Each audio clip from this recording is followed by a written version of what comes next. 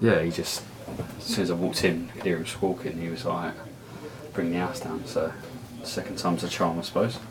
There you go. But yeah, You have to prompt me with the questions. how did you start Going to Tottenham? Okay, yeah. How I go to Tottenham? Yeah, right, fair enough. Want to roll it? Yeah. Are we rolling it? Yeah, just go for it. Okay. So I'll get it. And there you go. Got plenty of battery today. I've got all full battery today. It's all sorted out. It's in. Right, okay. Yeah? When did you Right, start? Tottenham Hotspur to me. When did I start going? I started going as probably 5 or 6 years old. Yeah. In the mid-60s. So my first memories are that my dad used to disappear out of the house and come back in either a very good mood or a bit of a stinking mood. And I thought to myself, oh Dad, where are you going? He said, oh, I'm going to Tottenham. And because he used to work in Tottenham in the gasworks. So eventually I convinced him by being a pest to take me. And I don't remember the first game, I was too young to go, and I think when you're 5 or 6 years old, the thing that you remember most is the crowd, the smell, how busy it was, and then you sort of Dad being distracted by you being there, going, yeah, because you don't really enjoy it. So that was the first I remember. My distinct memory of Spurs winning something was 1967 when we won the FA Cup against Chelsea, and I do remember the parade, and I stood on top of a police control box and watched the cup go by high cross. So that was quite Good experience. yeah, a formative sort of time of realising that actually going to Tottenham is quite good to do. So that led on to meeting my dad from work, and he'd have a pedal bike and he'd just leave it at the side of the road in the Paxton end, just park it, and we go in the ground and we come out and it'd still be there. It would still be there. Incredible. It was just bikes all just left along the road, and so you couldn't do it today. No chains either. No chains, no chains, because everybody knew Everyone else. whose bike it was. Everybody sort of, there was a rule that you left the bike there and it was there when you came back. My mum used to go before I was born, by all accounts, but she'd never stay with my dad because of his bad language, and my son has to go with me now because he's trapped. So my bad language, I think, maybe is transferred onto me. So we embarrass our sons when we turn to football, as you well know. Yeah. Then I think as we got older, got into sort of early teenage, you start to want to break off and go on your own. So although I'd go with my dad, I'd want to go off and meet lads from school and stuff like that. The good thing was that when I was growing up, we always lived near the ground. In fact, when my dad was made redundant from the gas works, he actually became a school caretaker in the school right opposite the ground. So we used to go in via the police entrance because the police had a canteen in the school, and we'd just go up to the police door, which was underneath the big old stand with the great big letters. You remember that stand? He's seen pictures of it. But underneath there was the police entrance. So we used to just go in, and because there wasn't any seats, you just sort of dispersed into the crowd and nobody ever knew you was there. So yeah, then I started going with my mates, and I think the first away game I can ever remember was at Arsenal in their kids' enclosure. Yeah. And even then, we were quite divided in they stood at one side and we stood at the other side, and even as kids at the age of 11, 12 and 13, you sort of growled at them, and that was it. Then got to go to work, so I had my own money. I worked for London Transport, so I got free travel on the tube, so I could go anywhere I liked. Also got a quarter fares on Intercity Rail and also on Sea Link, which were the ferries. So I managed to follow Tottenham over into Europe, all around the country, and at the time also we were sort of forming our friendships with the guys. Some of the guys we still go with today, like your dad, Peter, Clive. You know, there's a gang of us who've known each other since probably the early '80s, the mid '80s, and we're still going to this day. So that's good. Every week, home and away. You know, not everybody all the time, but there's some guys, you know, we've seen going, and you know, since the '70s, I've seen these guys going. One of the other things we used to do was travel on Keith Robbins' coaches, and he's a famous character at Tottenham, you know, boy now, and he used to run coaches, and you'd meet at the ground at something like 8 o'clock or 9 o'clock in the morning on a Saturday, get on the coach, and again take you to the wrong part of town really, but you'd always end up in a scrape of some description and a wait, and as a young lad you sort of try to keep yourself to yourself a bit, but there were some tasty old guys on those coaches, and again them blokes are still going today. Sammy Skives being one of the famous ones, Brixton was another guy, bloke called Alex, and a lot of these guys were proper good old fans, and they're still going today. Not as much. We've all had families, we've all got grandchildren, and most of us have made sure our kids go to football.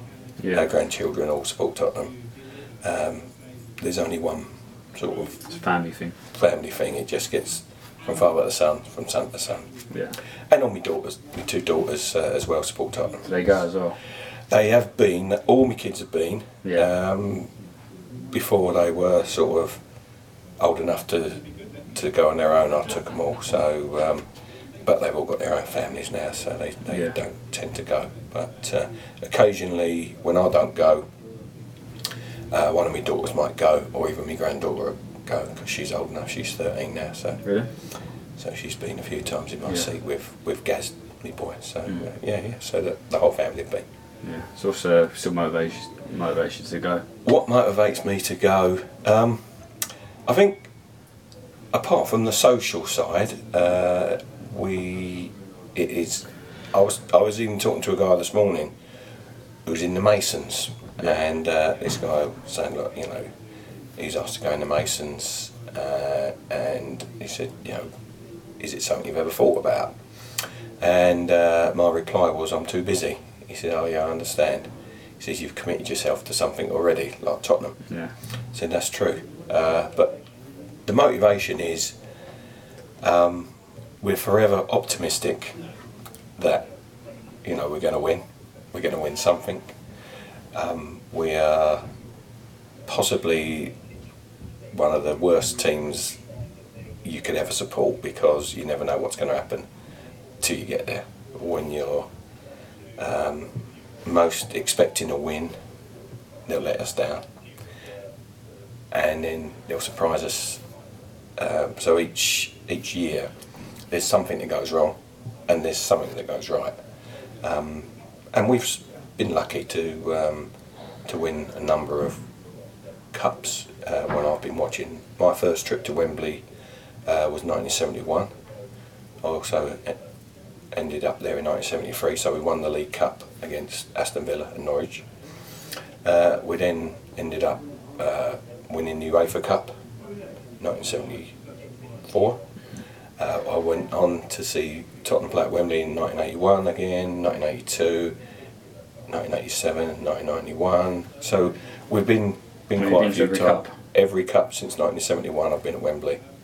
The wins and the loses. And we've won a lot more than we've lost, which is Did you go to the Chelsea one recently? I went to the Chelsea one. Fun. That was probably one of the best days out we've had in recent memory. And even though we lost 5-1. Oh yeah, but no, I'm talking about the win, the previous year. But the loss against Chelsea, the loss against Man United, you're comparing yourselves to two of the top teams of Europe. United have won the Champions League, Chelsea won the Champions League. So for us to get to the final or even get to the semi-final at the moment, I think is quite a respectable sort of thing to be in the top four, semi-finals, finals. You know, we can't expect to be as good as some of these teams with the money they've ploughed in, the players they've got. So I think it brings into disrepute the whole structure of football at the moment, and I think that's the only thing that puts a lot of people off, is that the same teams are winning year after year, and even, you know, Scottish football's the same, English football's the same, Italian football, Spanish football, even German football. You know who's going to win? Who's going to win out of 2 or 3 teams each year, and it could get a bit boring. Would you keep supporting Spurs if they wrapped everything up and win everything? Would it be the same? Well, if Spurs suddenly kept winning things year after year after year, well, I'd think I was dreaming. And if Tottenham went bankrupt and went out of business, I couldn't support any other team. So, I would be a DIY enthusiast, or I'd go and play golf or something stupid like that. But it's easy to support a second team.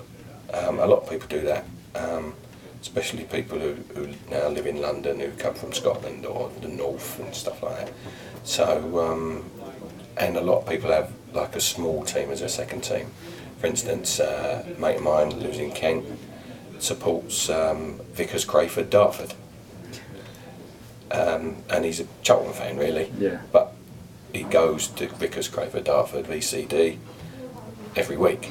He travels away every week with Vickers Crayford Dartford, and he says there's probably 25 fans that go from Vickers, and you know, it's a Kent league, so they play in all these small teams all around Kent. And he says it's great fun. It's as good as supporting. I remember I played Fisher. Well, Fisher my team played Fisher.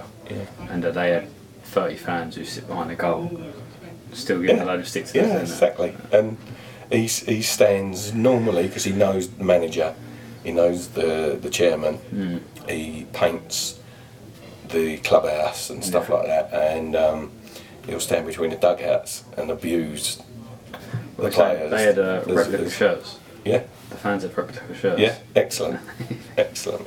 Well, because they actually play in green and white hoops at the moment, and I've been talking to him about it, and he said he's trying to get them to convert back to their old kit, which is like a Hibernian kit, which was green shirts with white sleeves. Yeah. Because that hoop shirt just, you know, don't look right. He said it's not the real kit, but the sponsorship comes with it. Someone actually pays for those. There's one of the locals who owns a business.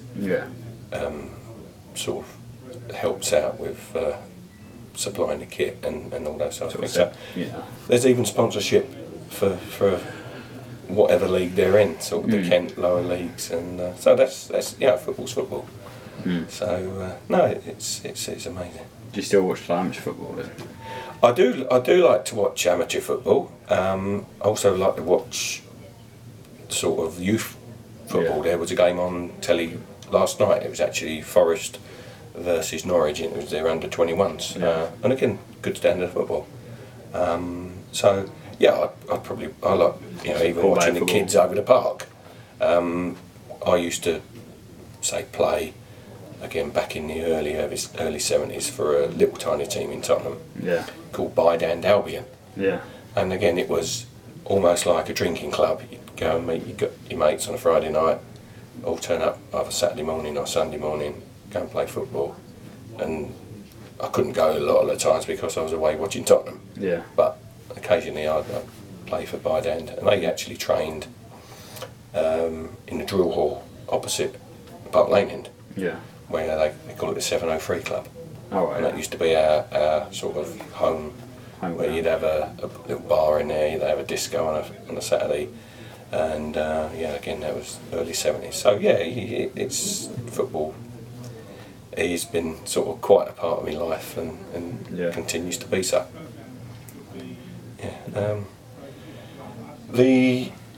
Looking at Tottenham, we're playing tonight. I did play a practical joke this morning. Yeah. I phoned Clive, who's one of our guys, and he answered the phone and he says, "Where are you?" And I said, "I'm in Switzerland."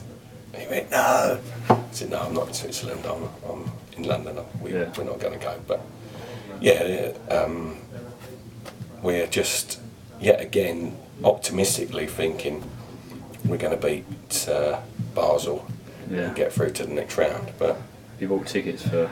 we... It's something that we talked about a couple of weeks ago, and we booked hotels for the cup final in Amsterdam. So if we lose tonight, we're still going to hold on to those rooms, but we'll cancel them at the very last minute, just to in case Chelsea get through, just to sort of make things complicated for them. So we'll cancel them maybe the night before the game. So it didn't take a loss on the money. No, you don't pay any money, but it's a free cancellation up to the day before. So we've booked 3-4 rooms, which is and a lot of Tottenham fans we've been talking to have booked rooms too. So there must be 100 rooms that will suddenly come back on the market the day before the cup final. And they'll pop the prices up as well. And the prices are going, because you can't actually book a room in Amsterdam at the moment for the cup final. It took me quite a while to actually find a room. So a lot of if you want a multiple room, I booked 3 double rooms. Yeah. And there weren't very many hotels that was a free cancellation and double rooms. So that was something we did, knowing full well we're going to get let down. But do you reckon we'll get let down tonight? I think so. I think we'll probably draw 1-1 and go out on away goals. But having said that, funnier things have happened. Yeah. And we could scrape it 1-0, we could scrape it 2-1, or we could lose 3-0. So you never know. It's Tottenham. You can't. What would you say to people who who can go to say the home game, but would rather sit home and watch television?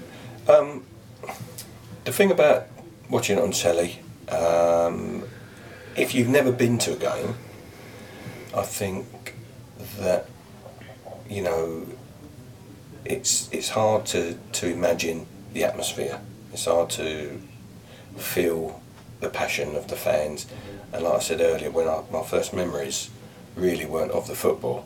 It was of getting to the ground. How are you going to get there?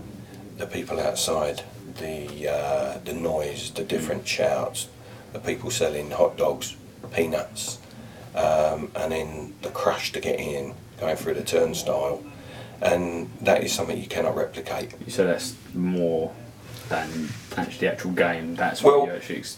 That's part of the experience. But when you get in, again you get the full view of the pitch. So you can see things sitting in your seat or standing up wherever you are that the TV can't put across.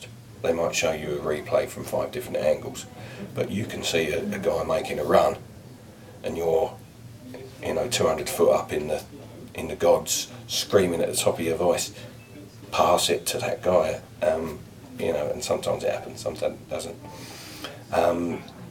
Shouting at your TV, well, I've done it, and I do it. But it's just something that if you've never experienced a game, people cannot imagine what you go through. The sort of emotional turmoil of having your heart in your mouth, standing up, sitting down, having someone jump on you from 2 rows back. I've been to games where, when we scored the winning goal against Chelsea a few years ago, I ended up 2 rows in front, on the floor, under the seat, with another guy on top of me. I've never met him before. We got up, eventually shook hands, got back to our seats, and singing "We're going to win the cup." So that's the sort of stuff that happens. But it does form almost like a family. You can make friends with people, you can turn up, and because you've got something in common, like a Spurs badge, you're going to support Tottenham. People that talk to you in the street, you can go halfway around the world, meet people, and you've got something to talk about. Say I'm going to America on my holidays this year, and I found the Nashville Spurs Supporters Club. So I'm going to go and meet them guys and see what's going on. A couple of years ago I went to Malta, went to the Maltese Spurs Supporters Club in Valletta. So, the other question is, why do these guys support Tottenham? There must be a link. There's people all around the world support not only Tottenham but other clubs. But we go. Guys I was talking about going with. I'm probably